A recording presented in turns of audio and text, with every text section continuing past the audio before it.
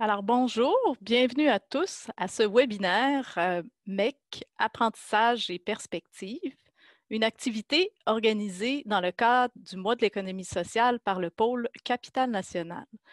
Je voulais vous dire d'abord que ce webinaire va être enregistré, donc il sera disponible sur le site du pôle par la suite.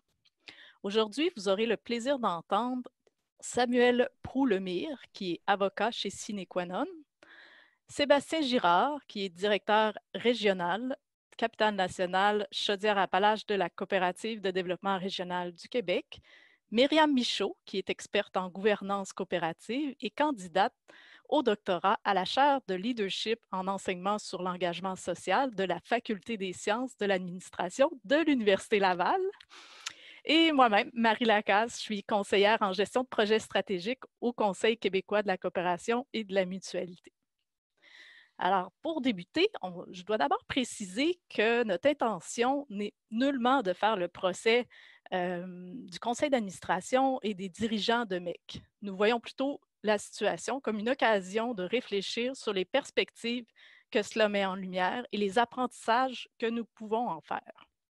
Alors, allons-y en rafale. Depuis sa fondation en 1971, MEC a accueilli environ 5,8 millions de membres, dont environ 750 000 au Québec. Le 14 septembre, la direction de MEC a annoncé qu'elle avait demandé la protection des tribunaux contre ses créanciers et a dévoilé les arrangements pour la vente des actifs à Kingswood Capital Management en vertu de la loi sur les arrangements avec les créanciers des compagnies. Un tribunal de la Colombie-Britannique a autorisé la transaction. Suite aux annonces, le mouvement Sauvons MEC a été créé et a recueilli 140 000 signatures sur Internet dans le cadre d'une pétition et une campagne de financement participatif a recueilli 100 000 $ pour payer les frais juridiques d'une contestation. Alors, pour commencer cette table ronde, nous allons aborder certains enjeux juridiques et légaux. Ma première question s'adresse à Samuel. À travers plusieurs médias, on a pu lire que le conseil d'administration de MEC avait vendu l'entreprise. Comment ça s'est passé réellement? Eh bien, bonjour tout le monde tout d'abord. J'espère que vous m'entendez bien. Oui, parfait. Bien, écoutez, tout d'abord, moi, je vous dirais, dans ce dossier-ci, j'ai une petite dent contre les médias. Il ne faut pas nécessairement leur en vouloir. Je vais vous expliquer pourquoi. C'est qu'ils ont utilisé un mauvais terme en premier lieu, soit celui de vendre. Ils laissent entendre que la coopérative a vendu son entreprise, que la coopérative a été vendue. Or, juridiquement, il n'existe qu'une seule sorte de vente d'entreprise, mais il y a quand même deux cas de figure parce que je vais vous donner un exemple. Dans certaines situations, on a assimilé certains cas à une vente d'entreprise pour éviter certains effets. Donc, si on prend un exemple que tout le monde risque de comprendre, c'est si, admettons, moi, je suis propriétaire d'une société par action. Je suis l'actionnaire unique d'une société par action. Eh bien, si je vends à proprement dit mon entreprise, c'est que ce que je vends, ce sont mes actions à quelqu'un d'autre qui va prendre ces titres de propriété-là et sera à son tour propriétaire de l'entreprise. Par contre, je pourrais aussi faire une autre approche. Si jamais, pour des raisons fiscales ou autres, je n'ai pas le goût de me départir du véhicule, je peux aussi liquider mon entreprise d'une certaine manière, c'est-à-dire vendre la totalité des actifs dans l'entreprise. Et là, les actifs se substituent par l'argent qu'on reçoit en contrepartie. Mais à ce moment-là, il n'y a pas proprement dit une vente de l'entreprise, mais plutôt une vente de ses actifs. Et là, dans plusieurs cas, comme je vous disais, le législateur a cru bon d'assimiler la vente d'actifs à la vente d'entreprise pour différentes raisons, notamment dans le droit du travail. On a assimilé la vente d'actifs, la vente substantielle d'actifs de l'entreprise à une vente de l'entreprise. Pourquoi? Pour protéger les travailleurs. Pour pas que si quelqu'un est intéressé à acheter mon entreprise, mais il dit je veux pas de tes employés, ben, je pourrais dire très bien, je vais te vendre mes bâtiments, je vais te vendre ma machinerie, je vais te vendre mon logo, mon nom, je vais te vendre le numéro de téléphone pour être bien sûr que ma clientèle actuelle qui t'appelle va encore se retrouver à toi. Je vais tout te vendre. Les seuls contrats que je ne te transférerai pas, c'est mes contrats de travail. Alors, comprenez-vous que des entrepreneurs pourraient même construire des stratégies pour se débarrasser d'employés en vendant, disons, à leurs cousins qui vont leur revendre après. Puis, on a éclipsé les travailleurs de l'équation à ce moment-là. Donc, la loi est venue dans certaines occasions comme ça, dans des cas fiscaux aussi, il peut y en avoir plusieurs autres dans la loi, où on assimile la vente des actifs comme si on vendait l'entreprise en vue de protéger, dans l'exemple que je vous donne, les travailleurs. Donc, ici, les journalistes semblent avoir assimilé la vente des actifs qui s'est fait dans un cadre de faillite. Ils ont assimilé ça à une vente d'entreprise. Parce que quand on dit qu'une coop, ça ne peut pas se vendre, ben c'est toujours très vrai. C'est qu'en fait, c'est que les titres de propriété, c'est-à-dire les parts sociales, ne peuvent être aliénés à un tiers. Donc, ce qui s'est passé dans le cas ici, ce n'est pas proprement dit une vente d'entreprise, c'est une liquidation des actifs. Ça pose la question, dans le fond, suite à cette transaction-là, est-ce que MEC restera une coop, Samuel? Bien, justement, comme je vous dis, en ce moment, ce n'est pas MEC qui est en train d'être vendu, c'est ses actifs. Puis de là, moi, je dois vous dire, je suis avocat spécialisé en entreprise d'économie sociale, mais selon les lois du Québec, selon la juridiction du Québec, MEC étant une coopérative de Colombie-Britannique, je ne pourrais pas me prononcer sur leur régime ou autre. Mais ceci dit, si c'était une coopérative québécoise, bien, en ce moment, d'aucune manière, MEC pourrait continuer à s'appeler MEC parce que le C de MEC, c'est coopérative. Alors, c'est réservé aux véhicules qui sont, à proprement dit, véritablement des coopératives. S'il y a un seul acheteur qui a pris la totalité, une coopérative ne peut être détenue par une seule personne. Et de toute façon, comme je vous disais précédemment, ce n'est pas les parts de propriété qui sont vendues actuellement à l'autre entreprise. Ce sont simplement les actifs. Alors, la coopérative, elle, va être, par l'effet de la faillite, dissoute, va donc disparaître, mourir. Et ses propriétaires, donc qui en étaient les membres, eh bien, dans ce cadre-là, n'ayant pu eux-mêmes racheter les actifs ou autrement faire une offre qui aurait été jugée là, favorable à l'ensemble des parties prenantes et des créanciers, bien, se retrouvent comme étant les propriétaires. Quand on liquide, bien, le propriétaire, c'est le premier à tout perdre, si on veut. C'est lui qui doit supporter en définitive l'échec de l'aventure entrepreneuriale. Donc, non, MEC est vendu, MEC est mort, ses actifs vont survivre. Et moi, sans faire là, l'autopsie de tout ça, je suis convaincu que les administrateurs de MEC ont eu à l'esprit, en procédant ainsi, la sauvegarde de probablement de plusieurs emplois de certaines parties prenantes. Alors, les propriétaires, c'était fait. La partie, ils l'avaient perdue. Mais il y avait des gens dont probablement il y avait soin encore, ou il y avait à l'esprit des parties prenantes, dont les travailleurs. Et ils ont probablement, je présume, je ne suis pas d'un secret pour vous en parler, mais ils ont dû chercher une solution qui allait préserver un maximum d'emplois, puis qui allait préserver l'économie, puis quand même permettre aux membres de MEC, si ce n'est plus par leur coop de s'approvisionner, d'avoir accès encore à la qualité des produits dont ils se targuaient, mais par le biais d'une nouvelle entreprise. Merci Samuel. J'ai une dernière question pour toi. Le mouvement Sauvons MEC porte partiellement en appel la décision du tribunal dans le but d'obtenir un jugement déclaratoire. Qu'est-ce que ça signifie? Un jugement déclaratoire, généralement, hein, quand on va devant les tribunaux, c'est qu'on attend des tribunaux d'obtenir des ordonnances. Ordonner de payer ceci, ordonner de remettre cela. Alors, on cherche des ordonnances pour qu'on puisse contraindre quelqu'un à quelque chose. Ici, il semblerait qu'il ait déjà tenté plusieurs manœuvres devant les tribunaux qui n'ont pas été couronnées de succès. Donc, ce que semble faire ce groupe-là, ils veulent chercher un jugement déclaratoire. Quand les tribunaux rendent des jugements déclaratoires, c'est qu'ils n'ont pas d'ordonnance à rendre, mais il y a une difficulté juridique réelle que les parties souhaitent voir éclairée dans le but de mieux savoir comment se gouverner à l'avenir. Alors, au Québec, on voit beaucoup de jugements déclaratoires entre, disons, deux parties à un contrat. Faisons un exemple simple. Là. Un contrat qui a été signé il y a 50 ans entre deux entreprises qui est toujours en vigueur. On s'entend que les personnes aujourd'hui qui ont à respecter ces contrats-là ne sont pas ceux qui étaient là au moment de leur conclusion. Fait que s'ils ont des interrogations sur les intentions, la compréhension de certains articles, peuvent se dire c'est fâcheux parce qu'éventuellement, ça pourrait être problématique. Mais on n'est pas encore dans un problème, on n'est pas en chicane. On est juste devant le constat qu'on a une incertitude juridique. Alors, on pourrait aller devant les tribunaux pour demander, autrement dit, de nous donner une opinion juridique sur une question qui va par la suite permettre aux parties de se conformer à cette orientation-là qui sera donnée. Alors, autrement dit, en ce moment, il ne faut pas attendre de ce recours-là que ça puisse renverser quoi que ce soit dans la faillite de MEC. On souhaite juste probablement avoir un avis du tribunal pour si une chose similaire avait à se reproduire, comment les parties pourraient se comporter pour éviter un tel résultat. Parfait, merci Samuel. Alors, on va passer à des enjeux liés à la mobilisation. Ma première question est pour Sébastien. À la CDRQ, vous intervenez dans des dossiers de redressement et d'insolvabilité. Quelle est votre approche dans ces situations-là? Oui, merci Marie. Effectivement, à la CDRQ, on a la chance de collaborer ou de travailler là, dans des dossiers qui impliquent justement des situations d'insolvabilité, donc où ce que la coopérative est plus en situation d'honorer ses engagements financiers.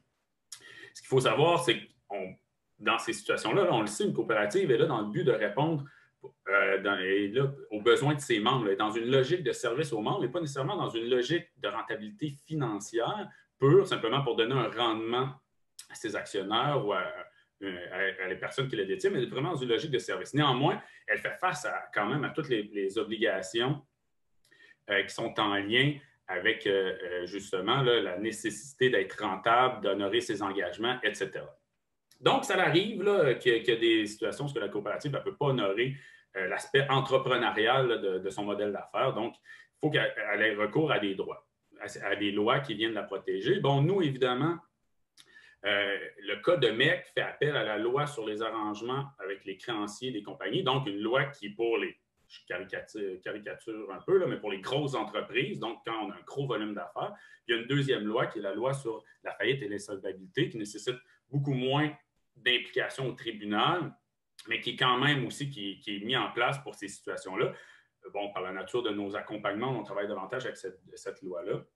Et quand on est appelé à intervenir, ce n'est pas nous autres qui l'administrons, c'est les syndics de faillite, mais on tente toujours justement de placer les membres au centre de ces processus-là pour qu'ils puissent être partie prenante des solutions qu'ils ont mises en place. Même si, on le sait, c'est le CA qui a la liberté de recourir à ces lois-là. Il n'y a pas une obligation de consulter ses membres, mais on tente néanmoins de s'assurer que les membres sont informés, sont partie prenante, qu'ils puissent faire partie de la solution parce que c'est eux autres qui vont en souffrir. Ils vont en souffrir parce qu'ils n'auront plus accès aux services, ils vont en souffrir parce qu'ils n'auront plus accès, par exemple, à leur emploi si on finit par liquider l'entreprise.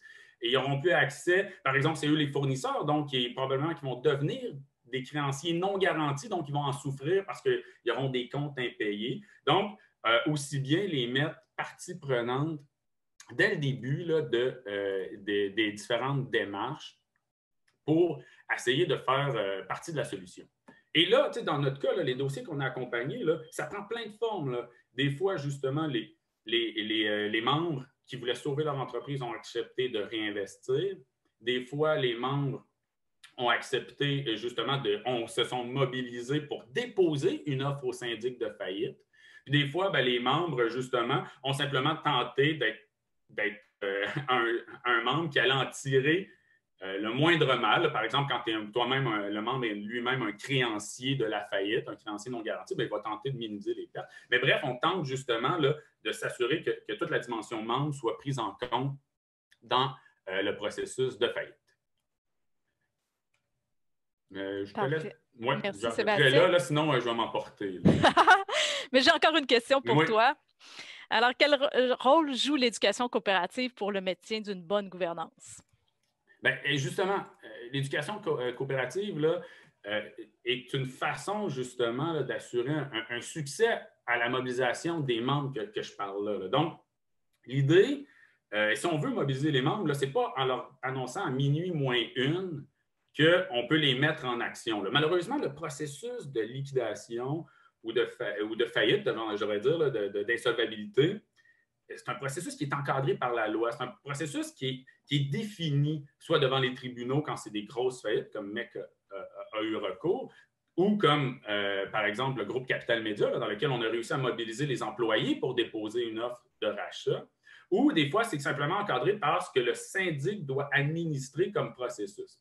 Et là, c'est des délais courts. Quand c'est le temps de mobiliser des grandes quantités de gens dans le monde coopératif ou même le monde associatif de toute nature, il faut ça prend du temps. Il faut parler, il faut mobiliser, il faut expliquer. Donc, l'éducation coopérative vient justement permettre de s'assurer une plus grande partie de ce succès-là, là, parce que les gens sont déjà informés des enjeux sur quoi la coopérative va faire face. Si, par exemple, au fil des années, le CA a fait preuve de transparence, a expliqué les enjeux, a expliqué l'évolution du marché, a expliqué les tendances dans lesquelles la coopérative va faire face, bien, pour les membres, il n'y a pas de surprise. Quand on vient leur annoncer que malheureusement, on est dans une situation d'insolvabilité, ils ne tombent pas des nues. Comme moi, encore une fois, je n'étais pas au CA de MEC, mais quand je regarde ça de l'externe, je constate que malheureusement, les membres ont été surpris d'apprendre par les médias là, que leur coopérative se trouvait dans cette situation-là. Et probablement que le CA a fait l'ensemble de ses devoirs qui étaient requis, c'est-à-dire de faire des assemblées, etc. Mais il y a deux nuances. Là, par exemple, de présenter ses états financiers, c'est une chose. De présenter, par exemple, que la coopérative, ça a été connu, elle avait un surplus de stock, avait des inventaires vendus, donc des produits, par exemple, hors saison, donc qui sont difficilement vendables. Même si on dit, j'ai présenté mes états financiers, puis voyez, je vous ai montré mon niveau de stock, mais si on ne vient pas expliquer qu'est-ce que ça implique pour le bénéfice des membres, ça devient difficile, justement, par la suite, de mobiliser ces membres. Alors nous, justement, là, on est convaincus que l'éducation des membres, l'éducation coopérative, ça permet justement d'avoir de faire comprendre les membres et d'avoir une chance de succès de sauver la coopérative. Puis, quand on regarde notre expérience personnelle là, dans les dernières années, là, dans les 2 dernières années, et dans plusieurs situations, les membres ont permis justement de sauver là, des dossiers, de permettre que la coopérative, aujourd'hui, voit encore le jour, ou à tout le moins, de tenter de la sauver. C'est-à-dire, par exemple, dans un autre dossier qu'on a accompagné, les membres ont au moins eu la chance de déposer une offre concrète au syndic. Bon, c'est malheureux, elle n'a pas été retenue parce qu'il y avait d'autres enjeux au point de vue des créanciers et tout ça, mais l'idée, c'est qu'au moins, on a eu la chance de déposer et de mobiliser de se mobiliser pour la survie de la coopérative. Et c'est peut-être un peu ça que, je pense, ça c'est mon opinion personnelle, qui frustre les membres de MEC, c'est qu'ils n'ont pas eu la chance de pouvoir être partie prenante. Bien que le point de Samuel se tient, là, ils n'ont pas eu la chance de pouvoir être contributeurs ou être un acteur de faire voir leurs solutions là, qu'ils pourraient proposer dans le cadre du traitement proposé par les tribunaux. Merci Sébastien. On va compléter ces informations-là en parlant de la vie associative avec Myriam. Donc, ma première question s'adresse à toi. Quels changements ont été faits au sein de la gouvernance de MEC qui ont mené à un éloignement de la culture de proximité avec les membres? C'est vraiment en directe ligne avec ce que Sébastien vient de mentionner. Oui, vraiment. Puis je pense que c'est quelque chose qu'on a quand même entendu dans les médias dans une certaine mesure. Puis bon, moi, j'ai eu l'opportunité de me renseigner sur l'historique de MEC. Donc, peut-être rappeler en commençant que c'est une coopérative qui a démarré en 1971, donc quand même assez ancienne. Puis au départ, avec les 4 membres fondateurs qui vendaient du matériel d'escalade dans leur van. C'était vraiment très, très artisanal. Et une politique de juste prix assez agressive, ou même au point où même il y avait des fournisseurs qui refusaient de vendre chez MEC parce qu'ils trouvaient que MEC ne faisait pas des prix assez hauts par rapport à ce que leurs articles étaient vendus dans d'autres boutiques, par exemple. Et bon, évidemment, c'est une coopérative qui a connu une croissance importante. Et ce qu'on a remarqué dans les 10 ou 15 dernières années, c'est un phénomène, puis pour moi, ça va devenir un cas d'école, je pense, assez rapidement, là. Un phénomène où, en fait, 2 phénomènes concomitants, là. Vraiment un phénomène au niveau commercial, puis un autre au niveau de la gouvernance. Puis là, ta question était au niveau de la gouvernance. On a remarqué à partir de 2012-2014 à peu près une mainmise vraiment de plus en plus importante du conseil d'administration sur l'ensemble des décisions de la coopérative, une professionnalisation du conseil d'administration aussi, avec le bon puis le mauvais que ça comporte. Hein. Le bon côté étant, on voulait aller chercher des gens avec plus d'expertise, des expertises plus pointues, mais le mauvais côté étant que ça réduisait en fait la possibilité pour les membres de s'impliquer dans les différents paliers de gouvernance, en fait, dans ce palier de gouvernance-là. Pas beaucoup d'efforts pour renouveler la démocratie coopérative d'autres manières que celle de l'Assemblée générale puis du conseil d'administration. Puis là, tu sais, le conseil d'administration s'est installé avec des critères de présélection de plus en plus pointus qui impliquaient notamment d'avoir eu une expérience de gestion à haut niveau dans une entreprise du même type que MEC, au point où un ancien président du conseil d'administration n'a même pas pu non seulement pas être élu, mais se présenter dans le conseil suivant selon ces critères-là. Donc, vraiment, ce mouvement de professionnalisation-là, qui est allé de pair avec une logique de commercialisation puis d'expansion aussi de plus en plus agressive, où, achat de plusieurs immobiliers, ouverture d'une douzaine de nouvelles succursales en 10 ans, alors qu'il y en avait ouvert à peu près le même nombre dans les 25 années précédentes.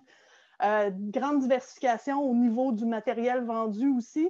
Puis là, on voit que dans les récriminations des membres qui sont fâchés de cette vente d'actifs-là, bien, les critères ne se reconnaissaient plus dans ces services-là. Et dont l'élément le plus symbolique, peut-être, c'est le repositionnement de l'image de marque où on a enlevé le mot coopérative le nom officiel restait coopérative, mais là, c'était plus Mountain Equipment Co-op, c'était rendu MEC. On a enlevé le nom coopératif du branding. Donc, il y a vraiment cette espèce de renforcement-là entre les deux logiques, là, le mouvement de professionnalisation au niveau du conseil d'administration puis de commercialisation au niveau de l'entreprise, qui fait que plusieurs des membres, en fait, qui se voyaient comme les coopérants de la première heure, ont senti vraiment là, une scission entre ce qui était pour eux la mission de la coopérative et ce que la coopérative est en train de devenir. Parfait, merci Myriam. Fait que ma prochaine question, dans le fond, est à l'autre spectre. Qu'est-ce que les membres peuvent faire pour dynamiser la vie démocratique de leur coopérative? Bien, tu sais, Sébastien a abordé un peu tantôt le point de vue de la coopérative. Qu'est-ce que la coopérative peut faire pour continuer à impliquer ses membres dans chaque étape des prises de décision, les agréables comme les moins agréables. À ça, il y a une répartie, c'est celle, évidemment, de l'engagement des membres dans leur coopérative.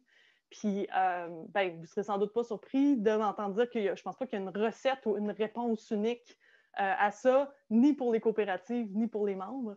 Je pense que ce que l'on doit faire comme coop et ce qu'on doit faire comme membre, ben, ça dépend beaucoup du type de coop dans lequel on est, de la taille de la coop, le secteur d'activité, l'âge, l'environnement, est-ce qu'on est plus en région, en ville, etc. Donc, il y a plein de choses qui font que ça va être très différent.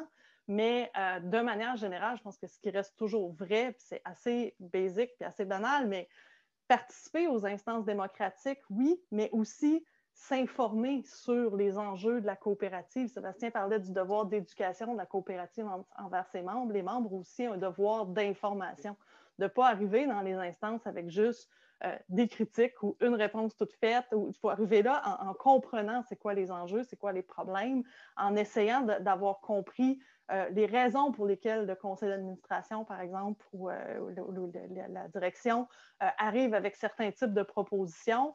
Donc, d'être ni un yes man qui vient en faisant juste voter pour, mais ni non plus juste la personne qui est contre et qui critique tout le temps, d'arriver avec une ouverture puis une posture qui est informée, participer aux instances démocratiques, mais aussi aux autres activités de formation, d'information, de réunion que la coopérative met en place, ce qui vient avec la contrepartie pour la coopérative de sortir un peu de la logique où il y a le membre comme consommateur, par exemple, dans une coopérative de consommateurs, et l'Assemblée générale, puis rien entre les deux.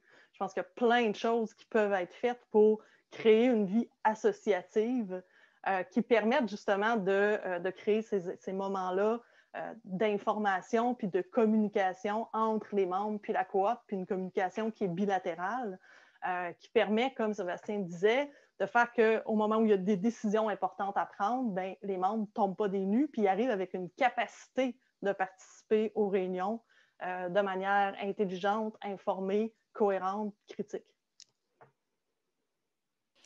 Merci Myriam, ça met bien en perspective qu'est-ce qu'on peut faire comme membre.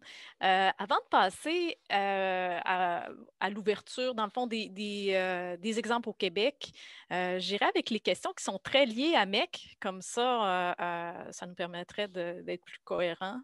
La première question de Jacques Baudet, qu'est-ce qui arrive avec nos parts sociales? J'imagine que Samuel, tu peux répondre à ça? Bien, vos parts sociales sont valorisées à 0, donc elles disparaissent. Valorisées à 0. OK. Ben, il arrive des faillites où, une fois qu'on a liquidé tout, il reste un reliquat. Et là, on peut racheter des parts sociales, mais on va récupérer les expressions des syndics de faillite. C'est 1 cent dans la pièce, 10 cents dans la pièce, 50 cents dans la pièce. Que c'est? Mais généralement, c'est plutôt 0, mais ça dépend de votre structure. Parce que si vous avez des membres privilégiés, avec des parts privilégiées, bien, leur statut de privilégié, c'est par rapport aux parts ordinaires, aux parts sociales. Alors, des fois, ceux qui ont des parts privilégiées vont recevoir quelques cents dans la pièce, mais les parts sociales, là, généralement, là, peut-être Sébastien a plus d'expérience que moi là-dedans, là, ça ressemble à un gros 0, généralement.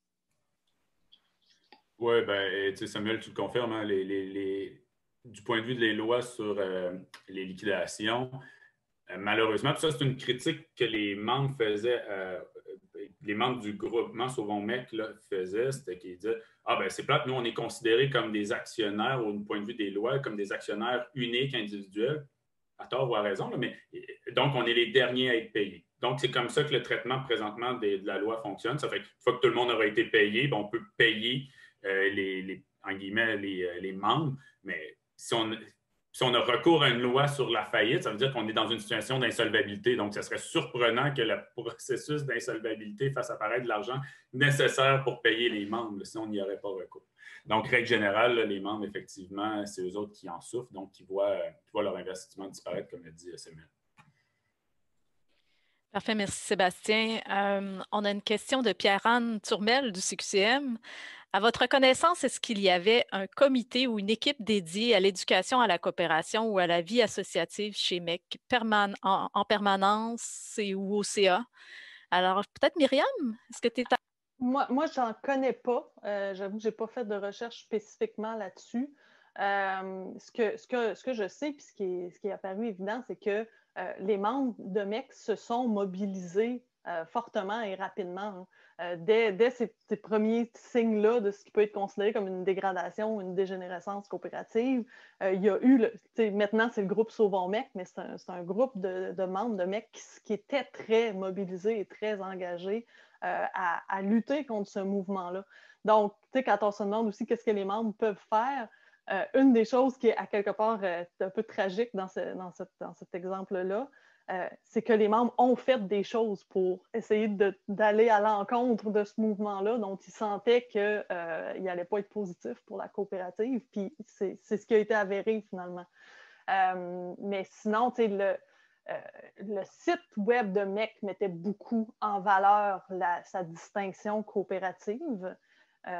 Mais moi, je n'ai pas connaissance de, par exemple, comité d'éducation coopérative ou initiative d'éducation coopérative mise en place par MEC. Merci, Myriam. On a une question d'Hélène Turcotte, ancienne employée de MEC et de la CDRQ. C'est une question qui s'adresse à Samuel. Puisque la loi sur les coopératives de la Colombie-Britannique, comme celle du Québec, prévoit la consultation des membres pour des décisions majeures sur la survie d'une coopérative, ne pensez-vous pas que nous sommes face à une utilisation de la LAC pour contourner la loi provinciale? Tantôt, je vous disais ne pas être spécialiste de la loi sur les coopératives de la Colombie-Britannique. Aujourd'hui, j'ajouterais maintenant que je ne suis pas spécialiste en faillite et insolvabilité. Mais ceci dit, c'est là que les tribunaux ont statué qu'il n'y avait pas eu à proprement dit de contournement ou il n'y a pas d'illégalité dans ce qui s'est passé. Il faut comprendre quelque chose là, de pratico-pratique. Quand on est en situation d'insolvabilité, c'est-à-dire qu'il y a du monde qu'on ne paie plus, là. Il y a du monde qui ne sont pas payés. Et ces gens-là pourraient prendre l'initiative de vous acculer à la faillite. Et quand vous êtes acculé à la faillite, vous avez beaucoup moins de contrôle sur comment ça va finir que si vous-même, vous allez vous mettre sous la protection. Hein, c'est l'expression qu'on entend souvent, se mettre sous la protection de la loi de la faillite et de l'insolvabilité. C'est quand on se met sous cette protection-là, c'est qu'il y a une cloche qui s'installe et là, on interdit aux créanciers d'intervenir et c'est là qu'on donne aux syndics un mandat de voir comment s'il y a un redressement possible. Et c'est là, dans ces cadres-là, et ça se passe beaucoup, on entend souvent parler par les sociétés par action. Quand vous allez chercher cette protection-là, souvent, dans les sociétés par action, les actionnaires les administrateurs ne vont pas dire directement aux actionnaires ce qu'ils vont faire demain, parce qu'ils sont tenus à ce que tout le public soit tout informé en même temps, hein, d'éviter les conflits, les délits d'initiés et autres. Donc, ceci dit, souvent, quand on se retrouve en faillite, c'est un cas classique, bien, vous allez à la fois les créanciers, qui peuvent avoir un intérêt à prendre une mainmise sur les actifs de l'entreprise. Vous pouvez avoir les propriétaires, c'est-à-dire les actionnaires, ou dans ce cas-ci, les membres, qui peuvent dire aussi avoir envie de faire un redressement, donc racheter de nouvelles actions pour renflouer les coffres. Puis généralement, ça s'accompagne aussi d'un certain ménage au conseil d'administration, hein, parce qu'on dit, vous nous avez amené dans cette situation-ci, on va en trouver d'autres pour nous amener ailleurs. Donc, ceci dit, je comprends que c'est malheureux que les membres ne se sentent pas avoir été consultés en amont. Mais veut pas, les lois sur la faillite, les lois sur la protection de la faillite et de l'insolvabilité sont faites de cette façon-là pour protéger, pour éviter qu'un créancier qui voit que les membres sont en train de discuter de comment on va récupérer ça, que le créancier ayant cette information-là devienne agressif. Alors, des fois, on va rapidement chercher la protection et après, on va négocier une fois qu'on est protégé contre les menaces que nos créanciers peuvent nous faire. J'espère que ça répond bien à la question. Oui, Hélène, est-ce que ça répond à la question?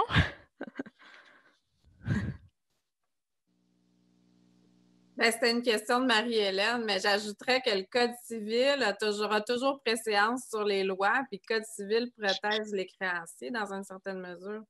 Non, le Code civil, malheureusement, est tout le contraire d'avoir préséance. Le Code civil, c'est ce qu'on appelle le tronc commun. Dès que vous avez une loi particulière qui traite d'un sujet particulier, ça a préséance. Je vous donne un exemple. La loi sur la protection du consommateur, c'est une loi qui met ce n'est que des exceptions au régime du Code civil. Alors, s'il fallait que le Code civil ait préséance sur les lois, ça ne servirait à rien. Alors, le Code civil, c'est le tronc commun, c'est la base, c'est les règles générales, et les autres lois édictent des règles particulières. Donc, quand vous vous trouvez en situation de faillite, excite le Code civil, puis je vous dirais plus que ça, excite les lois provinciales, parce que la faillite, c'est de compétence fédérale. Merci pour ces précisions, Samuel. On a une question de Colette Lebel de chez Solio. Pouvez-vous élaborer un peu plus sur la protection des employés qui aurait été assurée par l'assimilation de cette vente d'actifs à une vente d'entreprise?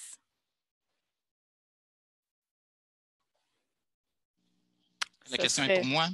Oui. Je peux essayer quelque chose, puis mes collègues broderont autour.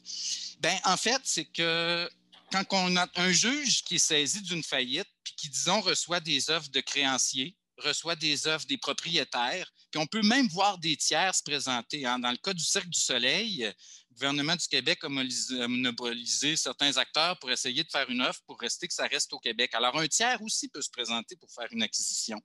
Eh bien, le juge, lui, a priori, les propriétaires vont perdre, là, à moins qu'ils fassent une nouvelle offre. Alors, lui, il doit arbitrer une décision qui, à la fois, va protéger les créanciers, mais aussi les parties prenantes. Alors, c'est le juge que, quand il a autorisé la vente à ce partenaire-là, bien, en fait, lui, il a considéré que ça allait sauver des emplois. C'était l'offre qui avait le plus de chances de ramener au succès, puis de protéger les emplois, puis protéger les créanciers, qui, eux aussi, pourront récupérer certaines sommes éventuellement. Alors, c'est dans ce cadre-là que l'intérêt des travailleurs est considéré. Est-ce que je peux juste compléter ma question? En fait, quand vous dites que ça a été assimilé, ça a été fait à très haut niveau par le juge. C'est ce que vous dites. Ce n'est pas juste une question de la façon dont ça a été véhiculé dans les médias. En définitive, c'est un juge qui autorise, qui met fin à la faillite. Ce n'est pas une entente à gré entre des parties. Là. Quand on demande la protection de la faillite, c'est que c'est les tribunaux, en définitive, qui décident du sort du résultat de l'entreprise. Alors, lui, il a reçu, à ce que je sache, l'offre des membres, puis il a reçu l'offre aussi de l'autre entreprise, puis il a cru que l'intérêt des parties prenantes, dont les créanciers et les travailleurs, serait plus protégé par l'offre qui était présentée. Okay, c'est là que ça s'arbitre. Et je vais peut-être me permettre un commentaire. Marie, tu me le diras si je n'ai pas le droit. Là. Mais ironiquement, si on fait un parallèle avec un autre dossier qui a été beaucoup médiatisé, c'est-à-dire la reprise sous forme coopérative du groupe Capital Média, c'est ce que Samuel explique bien, c'est ce qui a joué à l'avantage dans ce fois-ci, justement pour la reprise des journaux sous forme coopérative, parce que le juge voyait d'un bon œil que la poursuite des journaux garantissait la poursuite des emplois pour justement, donc, il a été ouvert justement à recevoir la proposition sous forme coopérative dans le cadre, encore une fois, d'une restructuration sous la loi, la LAC, la loi sur les arrangements avec les créanciers des compagnies. Donc, c'est pour amener, autant on peut se désoler de perdre l'aspect coopératif du côté de MEC. Dans d'autres situations, ça a été justement un aspect qui a été positif pour le mouvement coopératif pour permettre justement de poursuivre les activités, dans ce cas-ci, de 6 journaux sous forme coopérative. J'aimerais ça ajouter à ça aussi qu'il y a eu un enjeu de temps très, très important, je pense, dans le cas de MEC et un enjeu d'être public aussi. Puis, tu sais, Samuel l'a nommé tantôt, dire que ça devient complexe de commencer à dire que tu es dans un processus de faillite alors que c'est pas réglé. Mais les membres de MEC qui ont essayé de proposer une contre-offre, mais ils n'en étaient pas là non plus. Ce qu'ils demandaient au juge, c'est d'avoir le temps et accès aux chiffres actuels de MEC pour pouvoir faire une proposition puis aller sécuriser du financement. Et l'enjeu ici, c'est que l'acheteur, comme choisi par le CA, avait eu accès à ce type d'informations-là et à ce temps-là et à cette possibilité-là d'arriver avec une offre. Fait que c'était pas 2 offres où on partait à la même ligne de départ, puis il y en a une des 2 qui a été choisie sur l'autre. Puis en même temps, on peut comprendre pourquoi le conseil d'administration de MEC a choisi de ne pas étaler nécessairement ça à l'ensemble des membres, parce que ça revient dans une grande coopérative comme celle-là à étaler des enjeux financiers très sérieux sur la place publique. Donc, il y a tout cet enjeu-là, mais reste qu'au contraire, tu sais, il y a cette différence-là aussi là, avec le cas de Capital Média, où on dirait que ce qui s'est joué sur la place publique n'était pas un problème dans ce premier cas-là, parce que les enjeux du journal étaient peut-être déjà très connus, puis on s'est dit, bon, ben, il n'y a pas de problème avec ça. Mais dans le cas de MEC, c'était très problématique, je pense, pour le conseil d'administration d'aller à ce point-là devant les membres pour leur expliquer les enjeux, dans la mesure où le membership est tellement étendu que le dire à tous les membres, ça revient à le dire au Canada au complet. Il y a ça aussi, je pense, qui est intéressant comme élément dans cet exemple-là. Parfait, merci Myriam. On a une autre question de Georges Schneller, j'espère que je ne massacre pas trop son nom. Le coût de membership, le prix d'entrée, doit avoir un effet sur l'implication à la vie associative. N'est-ce pas un facteur dissuasif à cette participation? Je ne sais pas qui pourrait répondre, peut-être Sébastien, est-ce que la part sociale, le lien entre la part sociale, le prix qu'on paie, puis l'implication qu'on doit y mettre? C'est comme ça que je comprends la question? Ben, j'espère que c'est comme ça que j'aimerais bien lui répondre. Là. J'espère que c'est ça. Effectivement, nous, surtout quand on démarre des coopératives, on accompagne des coopératives qui font de la réflexion sur leur coût pour devenir membre, on essaie tout le temps de faire un arbitrage entre, d'un côté, il faut que le coût soit accessible, il faut qu'il soit donc pour permettre justement aux membres que l'on souhaite qui joignent la coopérative puissent le faire. Il ne faut pas que donc le coût soit un frein. C'est sûr que c'est variable. Hein? On s'entend, il y a des coopératives de travail que leur coût pour devenir membre, c'est plusieurs milliers de dollars, ou donc là, la coopérative le met parce que nécessairement, ça devient une mise de fonds, une capitalisation requise pour continuer les opérations.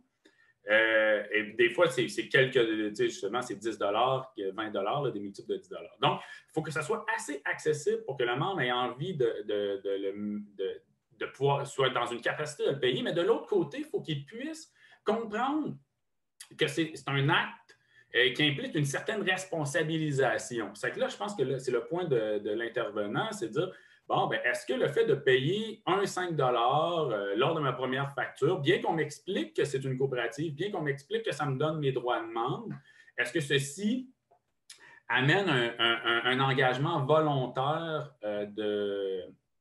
nécessaire?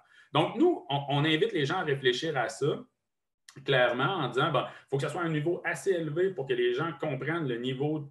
Puis, évidemment, le type de coopérative va influencer grandement. Hein. Je reviens avec l'exemple d'une coopérative de travailleurs.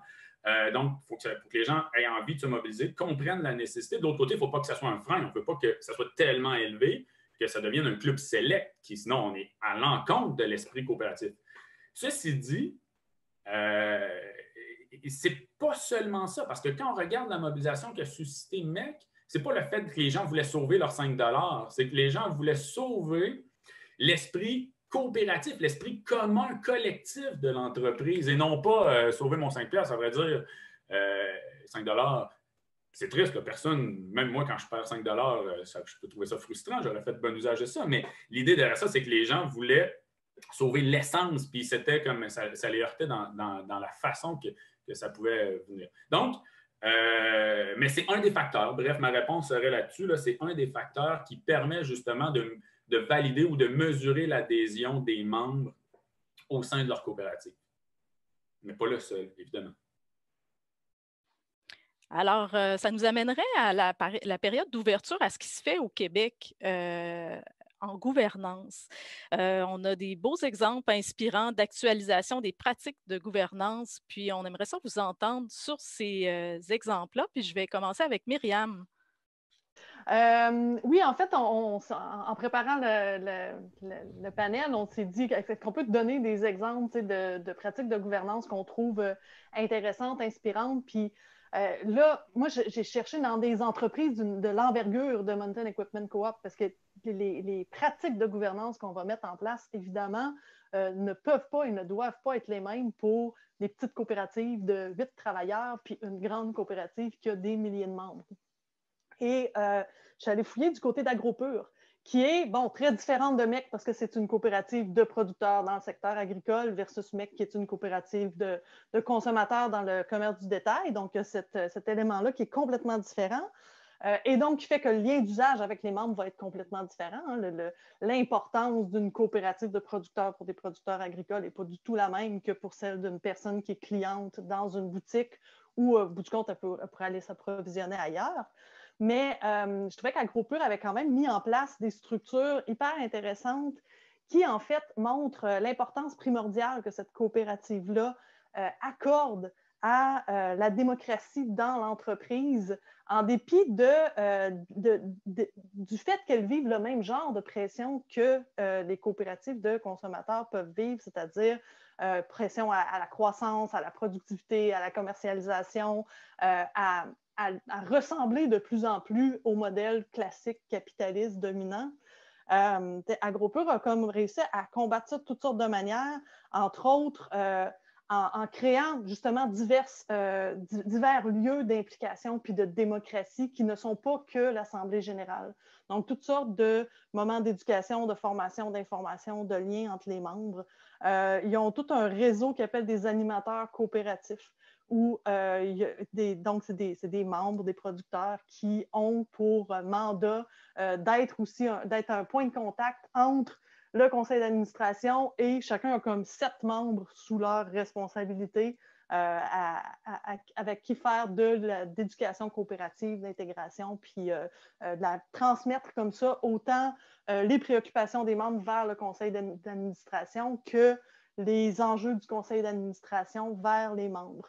Quand ils ont eu des grands moments de réflexion qui remettaient en question la continuité puis la survie de la coopérative, c'est une grosse consultation sur 1 an où ils sont allés voir les membres de toutes sortes de manières ils ont vraiment mis le temps et l'énergie pour écouter ce que les membres avaient à dire et arriver avec des propositions qui étaient en résonance avec les préoccupations des membres.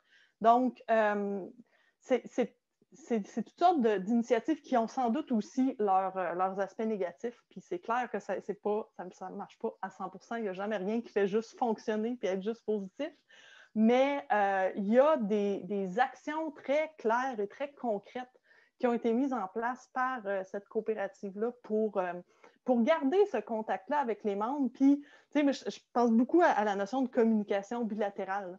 C'est pas que le conseil d'administration doit bien expliquer aux membres les raisons de leurs décisions, mais c'est aussi que le conseil d'administration puis toutes les instances de gouvernance doivent se donner les moyens pour entendre les préoccupations des membres puis s'assurer que le fit est encore là entre la mission de la coopérative, la manière dont elle réalise sa mission et où les membres sont rendus à ce moment-ci de l'évolution de l'organisation. Merci, Myriam. Dans le fond, un autre exemple on avait pensé vous parler, c'est le profil collectif chez Desjardins. Fait que je demanderais à Samuel de nous en parler un peu plus. Ben oui, je pense que ça n'a peut-être pas été mentionné d'emblée, mais dans ma vie professionnelle, je suis avocat, mais dans ma vie de citoyen engagé, je suis administrateur d'une part à la CDRQ, alors je salue tous mes amis de la CDRQ présents, mais aussi administrateur de ma caisse, la meilleure caisse de tout le Québec, désolé pour ceux qui n'en sont pas membres, la caisse Desjardins de Limoilou. Alors, ceci dit, chez Desjardins, ça fait quelques années, voire plusieurs. En fait, c'est une histoire d'une vie là, chez Desjardins d'être toujours proche de ses membres. Hein. Je pense que c'est ça l'enjeu dont on parle, la proximité entre le sommet de l'entreprise et sa base. Et il y a en gouvernance, il y a quelque chose qui est très à la mode. Ceux qui n'en ont pas encore entendu parler, bien, de toute évidence, vous ne devez pas beaucoup vous intéresser à la gouvernance. C'est ce qu'on appelle les profils collectifs, c'est-à-dire identifier une matrice des compétences ou des caractéristiques qu'un conseil d'administration devrait avoir pour être performant. Et là, peut-être qu'en écoutant Myriam tantôt, ce que j'ai compris, c'est que l'erreur chez MEC, eux ont vu là-dedans que le volet compétences. Mais il y a un volet aussi qui est très important chez Desjardins, qui est le volet représentativité. C'est-à-dire qu'il faut que le conseil d'administration représente les membres. Si on se retrouve uniquement avec des technocrates, qui ressemblent à 5 % des membres, bien, comment ils peuvent prendre des décisions en bonne connaissance de cause? Hein? Vous allez dire qu'ils vont engager des firmes pour faire des sondages. Bien, le conseil d'administration de la Caisse Desjardins de Limoilou, qui est très représentatif, est un sondage excellent à chaque réunion sans qu'on ait à aller plus loin. Alors, ceci dit, on s'est posé plusieurs questions en le mettant en place. Ceux qui vont à leur assemblée générale de caisse ont pu vivre l'expérience dans les dernières années. On a choisi une méthode qui est semi-contraignante, mais qui n'est pas contraignante, qui est plutôt orientante. C'est-à-dire que le conseil d'administration de chaque caisse a à établir ce qu'on appelle un profil collectif enrichi, qui se décline en différentes dimensions. Alors, on peut avoir autant des caractéristiques socio-démographiques. On vise la parité homme-femme. Chaque région, nous, à la Caisse de Limoilou, on a à peu près entre 10 et 15 % des membres, des gens de notre territoire qui sont issus d'origines culturelles différentes. Alors, on a des indicateurs pour essayer d'atteindre ça sur notre conseil d'administration. On veut des jeunes, on veut des vieux. Hein? Ensuite, on va regarder aussi des expertises qui sont recherchées. Alors, évidemment, tout le monde va penser à avocat d'abord, c'est le premier auquel vous pensez, dites-le moi, mais on va aussi penser à comptable, on va penser à plein d'affaires. Bien, nous, dans Limoilou, on a un tissu social très fort, on a un milieu communautaire vivant. Alors, nous, on a mis des indicateurs comme c'est impossible qu'on n'ait pas quelqu'un qui est issu du milieu communautaire. On a des ambitions de développement durable. C'est impossible de ne pas avoir quelqu'un qui peut nous amener des connaissances en développement durable. Alors, ça ne veut pas toujours dire des hautes connaissances et des hautes sphères. Je pense aussi à certaines caisses de groupe. Si vous êtes membre de la Caisse des enseignantes et des enseignants du Québec, bien, il vous faut des enseignants et des enseignantes sur votre conseil d'administration pour ressembler à ceux, les pompiers, policiers, nommez-les toutes. Les caisses de groupe ont peut-être une plus grande facilité parce qu'ils ont une plus grande homogénéité dans leurs besoins, contrairement aux caisses de territoire qui ont à peu près tout le monde. Mais ceci dit, c'est des objectifs qu'on se donne. Puis on a même, nous, à notre caisse, mis une troisième dimension où c'est l'ancienneté moyenne des membres du conseil. On ne voudrait pas que tout d'un coup, tout le monde soit remplacé et qu'il n'y ait que des nouveaux. Puis on ne voudrait pas non plus que ce soit que des vieux puis que l'ancienneté moyenne, ça soit 20 ans. Alors, on s'est mis un plancher puis un plafond, puis on s'assure de toujours rester dans ce juste équilibre-là. Alors, le profil collectif nous sert un peu de checklist, d'orientation. C'est quoi le dream team de notre CA idéal? Et c'est le CA qui a fait ces réflexions-là, mais on l'a présenté à l'Assemblée générale. Puis l'Assemblée générale peut la commenter, puis peut la contester à la limite, puis nous retourner à nos travaux. Mais ceci dit, on présente notre profil collectif à l'Assemblée. Et à chaque année, évidemment, ce n'est pas tout le monde qui est en élection. Il y en a un tiers. Alors, le 2 tiers qui est en place, on a identifié leur profil et à quoi ils correspondent. Fait qu'on peut faire check l'âge, check ci, check ça. Alors, on peut dire, il nous manque de femmes. Alors, quand on fait l'appel de candidature, on va dire aux gens, cette année, il nous manquerait des femmes issues de l'économie sociale, qui a idéalement pas d'expérience chez Desjardins. On veut rajeunir, disons, notre ancienneté. Alors, ça l'aide les membres à dire, oh, mais je suis appelé, c'est moi qui décrive, est-ce que j'ai de l'intérêt à y aller? Et par la suite, on a un comité de mise en candidature qui analyse les candidatures qu'on reçoit. Et pour aider l'Assemblée, le comité va faire une appréciation des candidatures et va dire à l'Assemblée, tel candidat, selon eux, correspond au profil recherché et tel ne correspond pas. J'allais dire, c'est chiant pour ceux qui ne correspondent pas de se le faire dire devant tout le monde, mais c'est une façon, en fait, d'aider l'Assemblée. Mais l'Assemblée, après ça, si elle veut nommer que les gens qui ne correspondent pas au profil, ils sont en rien limités là-dedans. C'est juste, on essaye de se donner une lecture au-dessus, ou plutôt que de laisser finalement le hasard constituer notre CA, puis découvrir a posteriori qu'on n'est ni représentatif, ni compétent dans toutes les sphères. Comprenez-vous? Alors, c'est pas de laisser au hasard faire où on s'en va, mais et sans retirer un iota, à mon avis, à la souveraineté des membres, d'élire les personnes qui veulent au conseil d'administration. Alors, c'est un exercice réflexif où on réfléchit sur la composition de notre conseil d'administration et ça nous facilite autant au recrutement que ça la facilite l'intelligence collective de l'Assemblée générale de s'exercer par la suite. Vous êtes tous invités. L'année prochaine, il va y avoir des assemblées de caisse. Peut-être pas physiquement, mais il y aura des élections cette année. Surveillez tout le monde. C'est généralement en avril pour toutes les caisses. C'est le moment publicitaire de... Oui. Merci, Samuel. Mais ce qui est intéressant, c'est ça, c'est que le profil collectif, il s'applique pour toutes les caisses au Québec, mais modulé selon chaque caisse. Absolument. Toutes les caisses ont adopté ce modus operandi-là et il revient à chacune des caisses, en effet, d'établir leur profil collectif en fonction de leur réalité propre à elles. Merci. Autrement dit, je ne sais pas moi si la caisse des pompiers et des policiers, évidemment, il y a beaucoup plus d'hommes que de femmes dans ce milieu-là. Ça se peut, eux, qui ne visent pas nécessairement la parité parce que leurs membres ne sont pas paritaires. Mais une caisse de territoire, elle, qui l'est nécessairement, là, c'est rare des territoires où il manque de l'un ou de l'autre, devrait généralement rechercher ce bel idéal. Parfait, merci. Je vous invite à consulter le chat. Il y a beaucoup d'échanges, beaucoup d'informations qui se véhiculent dans le chat actuellement. Alors, des questions, des réponses aux questions, des commentaires, des ajouts. Est-ce que je peux ajouter quelque chose, Marie? Bien, certainement. Mais, Samuel parlait d'expertise puis de représentation comme étant deux pôles de décision. Puis à la question de l'expertise, je pense qu'il faut aussi collectivement réfléchir à ce qu'on veut dire par expertise. Souvent, on part du principe que l'expertise, c'est une expertise soit dans le milieu du droit ou dans le milieu des affaires. Puis oui, mais je pense qu'il faut élargir notre conception de ce qu'on considère comme des expertises valables à apporter au conseil d'administration.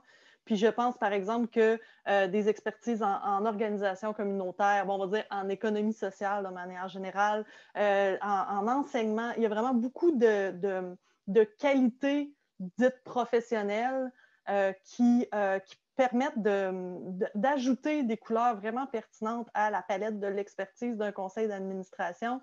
Puis autant, oui, c'est une bonne raison de se dire, il y a beaucoup d'enseignants, par exemple, et d'enseignantes sur notre territoire, donc on voudrait avoir cette représentativité-là, mais je pense qu'on peut aussi aborder cet aspect-là sous l'angle de l'expertise pour peu qu'on sorte de l'idée que l'expertise, c'est nécessairement de l'expertise en affaires ou en droit. T'sais.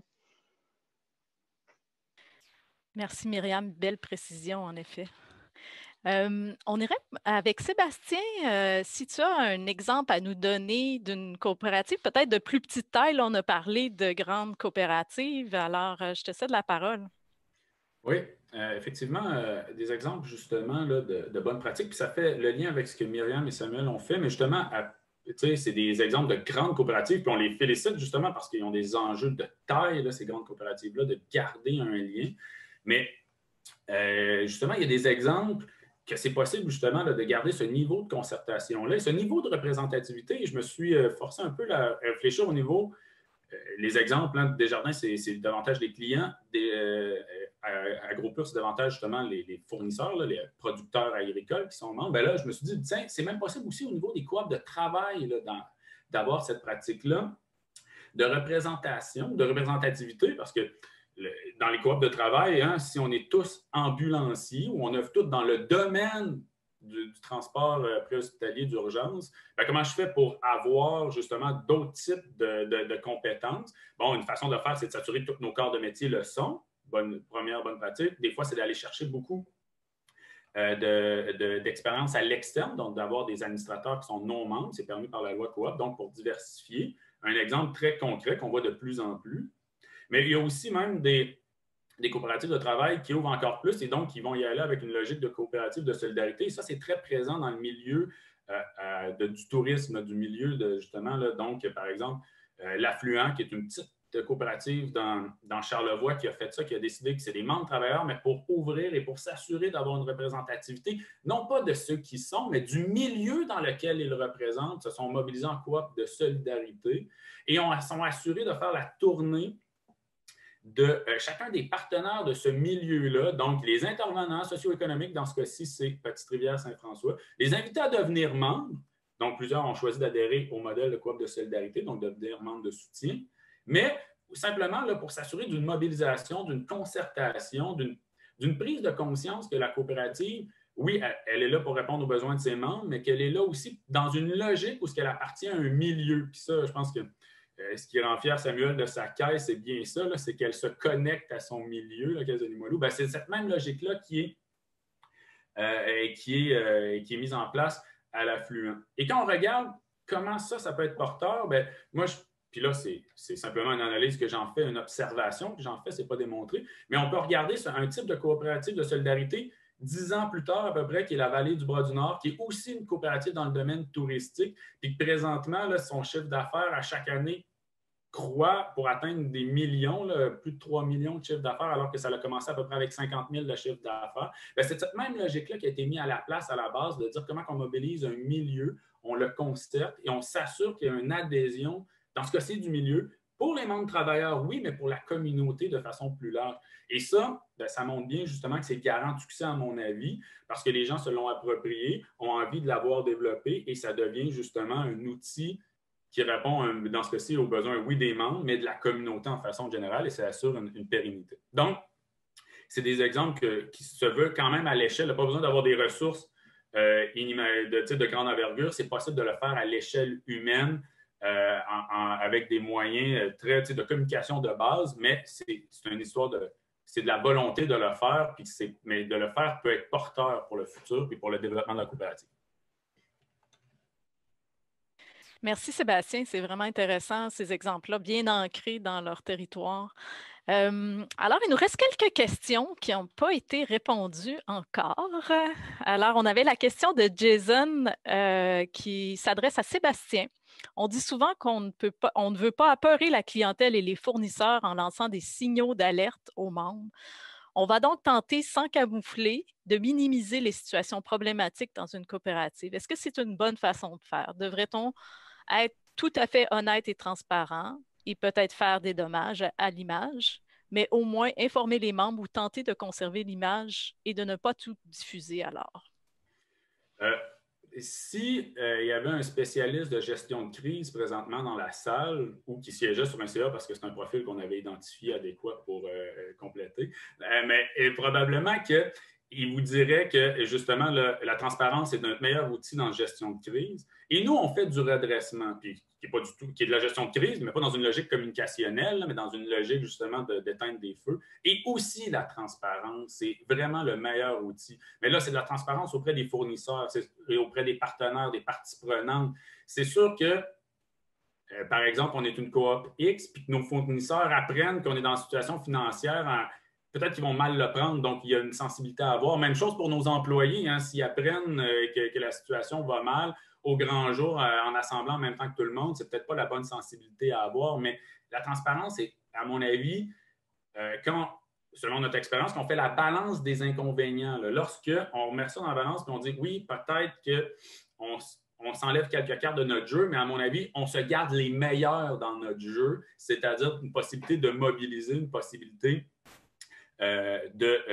d'avoir justement notre base de membership avec nous. C'est que ça, moi, je pense que c'est sûr que ça peut créer des dommages, il faut être prêt à les gérer, mais de ne pas communiquer, de ne pas être transparent ou de ne pas envoyer, d'expliquer un peu la situation. Évidemment, on ne va pas amener les termes du contrat, on ne va pas amener les cas problématiques en assemblée, on va laisser ça à un niveau adéquat, mais le fait de ne pas communiquer va nous nuire à long terme et va nous enlever des chances, à mon avis, de relancer l'entreprise ou de sortir de cette situation problématique. Parfait, merci Sébastien. La question suivante, dans le fond, est liée plus aux grosses coopératives. Est-ce qu'un conseil de surveillance n'est pas indiqué dans le cas de grandes coopératives? Conseil de surveillance qui aurait eu chez MEC le rôle de sonner l'alarme bien en amont de ce qui s'est passé. Donc, justement, peut-être une analyse avant l'Assemblée générale. Qui aimerait répondre à cette question-là? Oh! Merci Sébastien. je vais m'essayer, parce que dans les grandes coopératives, effectivement, si on se fie à la loi québécoise, là, il y a la possibilité de créer des comités, là, puis d'avoir des comités décisionnels. Dans les petites, bon, c'est facteur de mémoire du chiffre d'affaires qu'il faut qu'il soit relativement élevé. Là. Donc, peut-être, mais le fait de justement, c'est possible de créer des types de comités, mais règle générale, ça relève ultimement, c'est le CA qui les crée, ou on pourrait les créer par règlement. Mais je ne pense pas que de créer une direction bicéphale aurait pu nécessairement, ça c'est mon humble avis, il faudrait que je réfléchisse tout, mais aurait pu créer une situation différente qui n'aurait pas pu être évitée par d'autres moyens là, d'éducation, de communication, de sensibilisation, d'ouverture au modèle coopératif. Ça, c'est mon avis.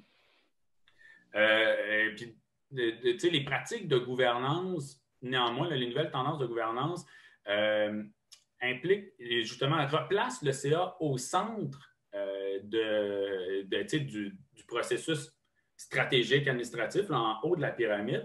Et les pratiques, justement, là, ne tentent pas à diviser, mais sinon que celui-ci soit au courant, bien informé de ses rôles et ses responsabilités, et que s'il y a besoin de faire des actions précises, se scinde en comité de gouvernance, en comité d'audit, etc., pour bien assurer que chacune des questions soit créée. Donc, là, c'est un peu ma réaction brûle pour point. J'espère que mes collègues vont pouvoir m'aider à enchérir et à compléter là-dessus. Oui, je pense que Samuel a quelque chose à ajouter. Hein? Oui, je peux dire un petit quelque chose. Il faut faire attention, quand Sébastien vous parle des comités prévus en vertu de la loi, là, ce sont des comités qui doivent être composés uniquement d'administrateurs. Alors, si on évoque que ce soit des administrateurs qui surveillent les administrateurs, bien là, ça m'amène à vous parler de la deuxième chose probablement la plus populaire actuellement dans la science de la gouvernance, c'est les comités de gouvernance.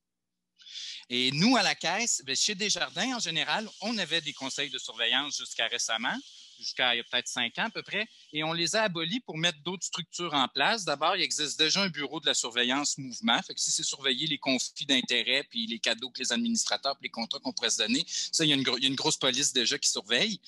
Mais si on parle de se questionner de si les valeurs coopératives, et nous-mêmes, on a mandaté notre comité de gouvernance pour vérifier aussi si même les valeurs de développement durable sont au cœur de nos décisions. Alors évidemment, ce sont des administrateurs qui ont le mandat de prendre du temps à l'écart pour réfléchir si ce que le conseil fait est toujours axé sur les valeurs de la coopération et du développement durable.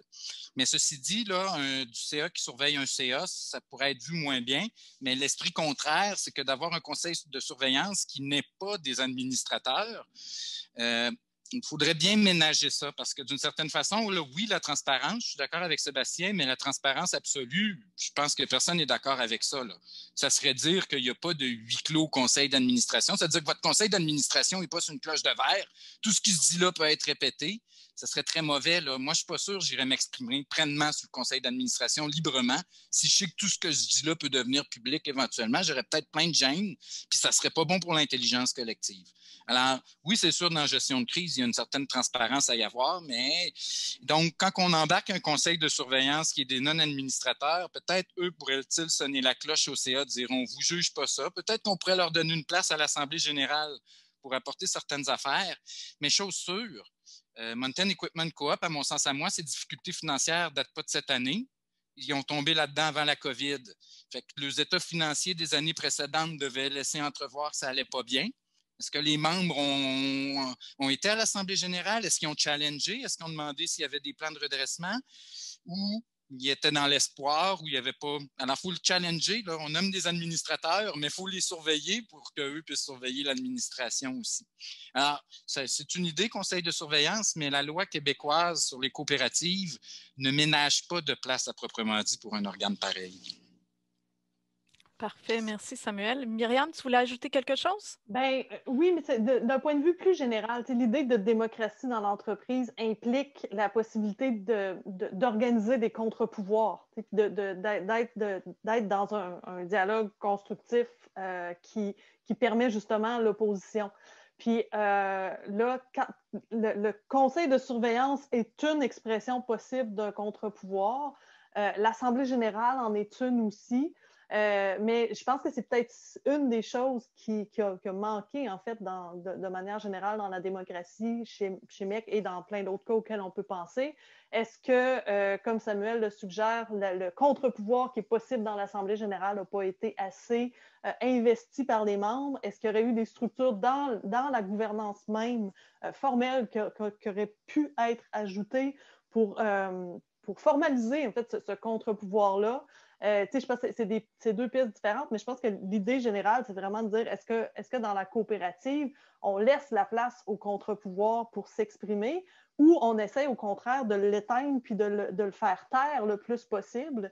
Puis une lecture possible de la débâcle de MEC, c'est que les administrateurs et administratrices ont été pris dans une logique où ils voulaient éviter cette confrontation-là, puis l'expression du contre-pouvoir. Puis je pense que c'est une posture confortable dans laquelle on s'est tous déjà retrouvés comme conseil d'administration à dire « Ah, mais là, j'espère que personne ne va poser cette question-là en assemblée générale parce que je n'ai pas envie d'y répondre. » C'est très compréhensible comme mouvement, mais je pense que c'est quelque chose contre lequel il faut lutter comme en tant que démocrate dans une organisation qui se veut démocratique, essayer de sortir de ce réflexe-là, de ne pas vouloir être challengé, puis de le faire, de l'inscrire dans les structures même, de permettre le contre-pouvoir, puis de l'encourager même.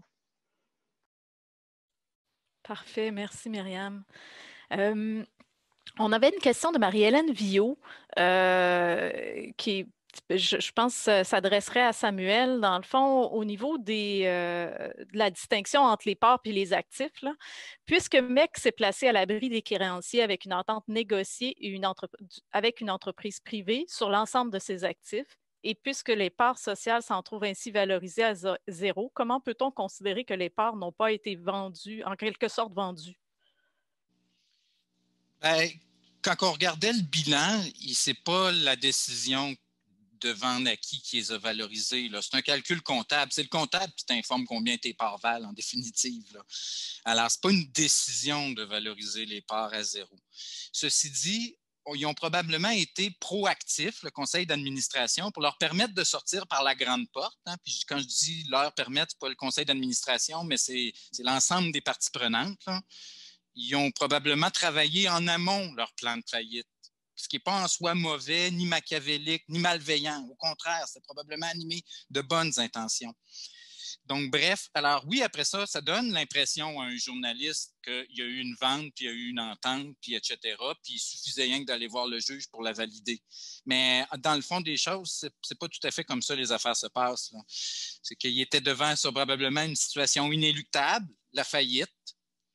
Puis là, bien, il y a probablement quelqu'un où il était en partenariat. Il a fallu qu'elle se trouve, cette personne-là. C'était peut-être un compétiteur. Il y avait peut-être des discussions de partenariat déjà entre eux. Je ne sais pas. Je connais trop peu cette situation-là. Mais ceci dit, c'est sûr que ça, pour la perception, les journalistes n'ont certainement pas bien servi la perception de ce qui s'est passé. Ben, proprement dit, c'est sûr. Certains employés devraient probablement remercier le conseil d'administration d'avoir réussi à trouver un acheteur qui était prêt à payer autant. Parce que s'il avait été bousculé dans une faillite, un immeuble vendu à l'autre, un à l'autre, un à l'autre, un à l'autre, personne ne garde les employés. C'est une histoire qu'on voit souvent, ça aussi. Là. Parfait, merci Samuel. Un peu en lien avec cette question-là, dans le fond, de la part de Hélène Turcotte, on n'a pas beaucoup parlé de l'effet de la croissance sur l'éloignement de la base des membres. Pensez-vous que les administrateurs étaient pris dans une logique capitaliste plutôt qu'axée sur les réels besoins des membres? Alors, qui veut prendre la balle au bon? Peut-être Myriam? Bien, c'est certainement une lecture qu'on peut faire de ce qui s'est passé. C'est la lecture que font beaucoup les membres qui sont critiques envers cette décision-là. Bon, j'ai mon opinion là-dessus. Je pense que tout le monde a son opinion aussi, mais clairement, il y a eu une stratégie de croissance très agressive de la part du conseil d'administration qui était à la source de cette stratégie-là, de diversification, le symbole, c'est vendre des tapis de yoga plutôt que des pics d'escalade. Mais effectivement, il y a eu un déplacement autant du type de matériel vendu, donc du type de clientèle visée, et une expansion géographique très, très agressive et importante dans les dernières années. Est-ce que... plus profondément, je pense que ça pointe l'éternelle question de est-ce qu'une coop peut devenir une très grande entreprise et rester une coop?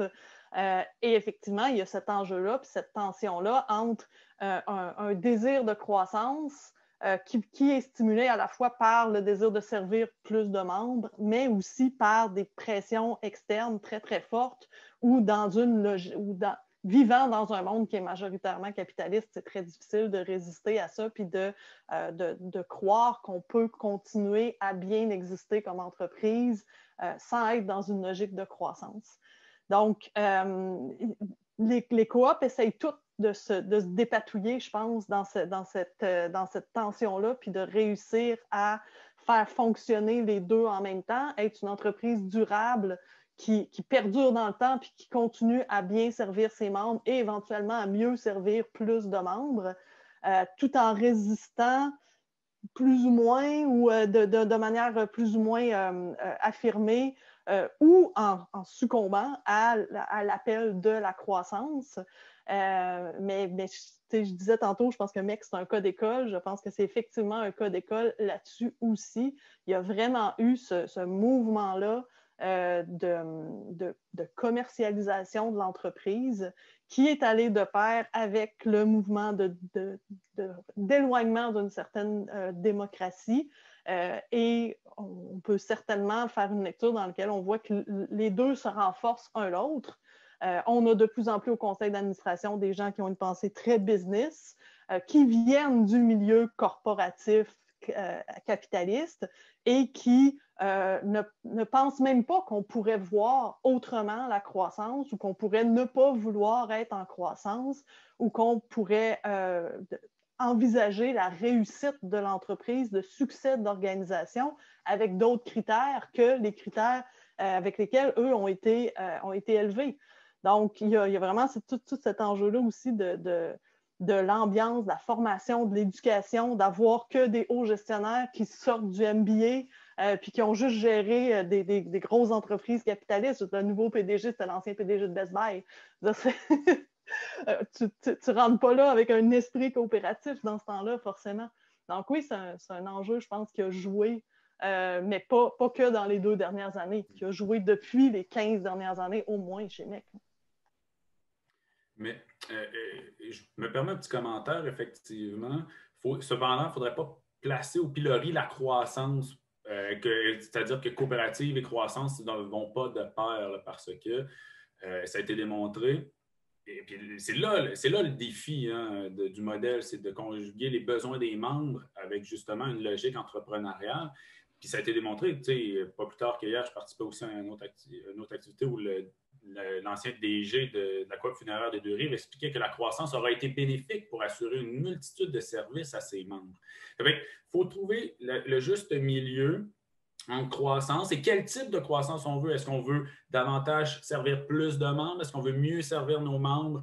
L'exemple de Desjardins, donc on veut s'assurer que l'ensemble du possible des services financiers soit offert, alors que le MEC semblait dire, moi je vais offrir tant qu'à profiter d'une infrastructure commerciale de type retail, là, qui, on ne se le cachera pas, un marché extrêmement complexe et difficile à rentabiliser, pourquoi pas tenter de satisfaire le plus de membres possible.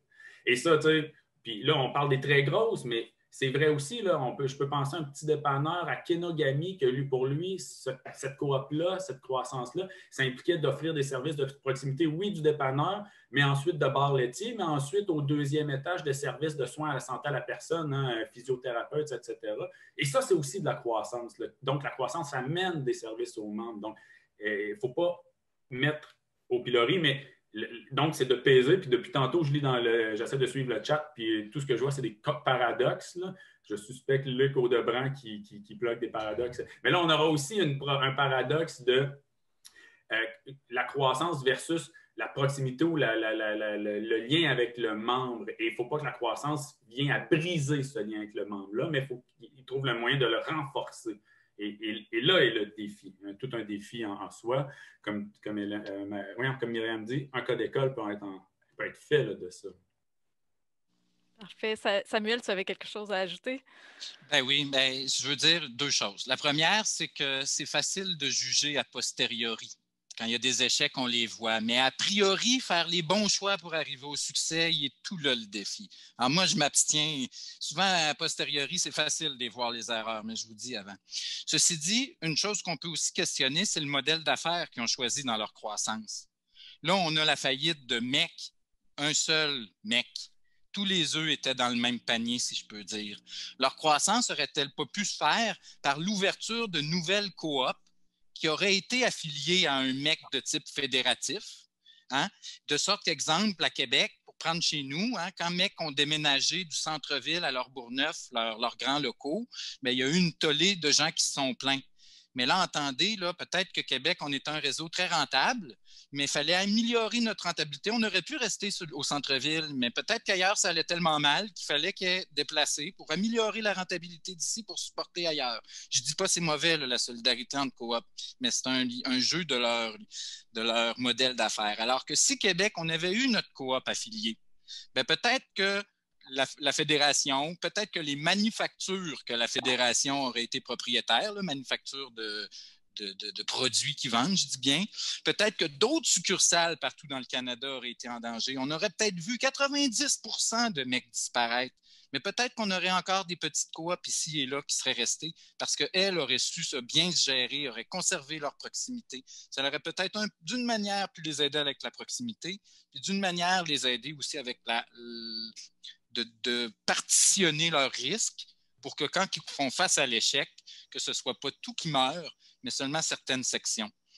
Alors, mais c'est sûr que quand j'apprends que c'est l'ancien PDG de Best Buy qui est rendu là, Best Buy, ce n'est pas tant dans leur mentalité, si je regarde, de créer des petites entités. C'est du top-bottom, cette structure de gouvernance-là. Alors. Parfait, merci Samuel. On a une belle petite citation de la part de Colette Lebel ici dans le chat. Elle parle de la grande coop Robobank, aussi grosse que nécessaire, aussi petite que possible. Je trouvais ça intéressant de vous la lire.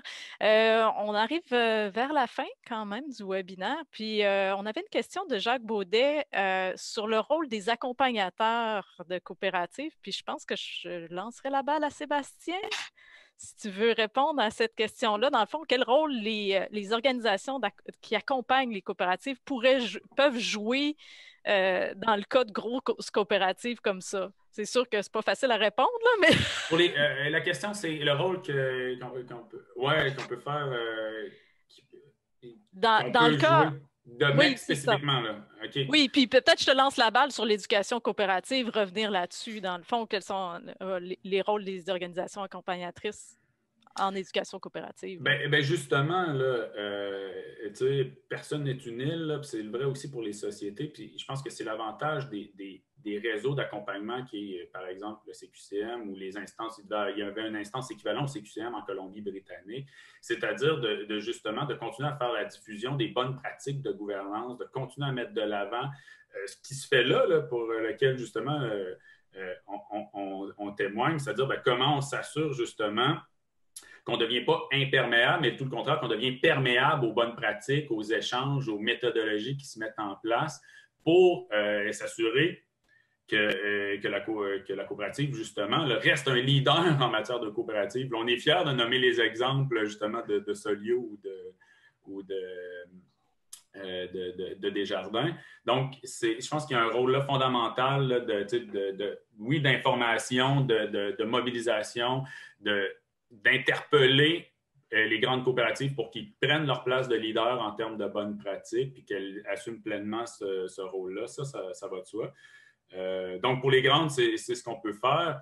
Pour les petites, le lien de proximité qu'on développe, là, ça va de soi aussi. C'est justement dès le début de cultiver cet esprit de concertation, de mobilisation, d'information des membres.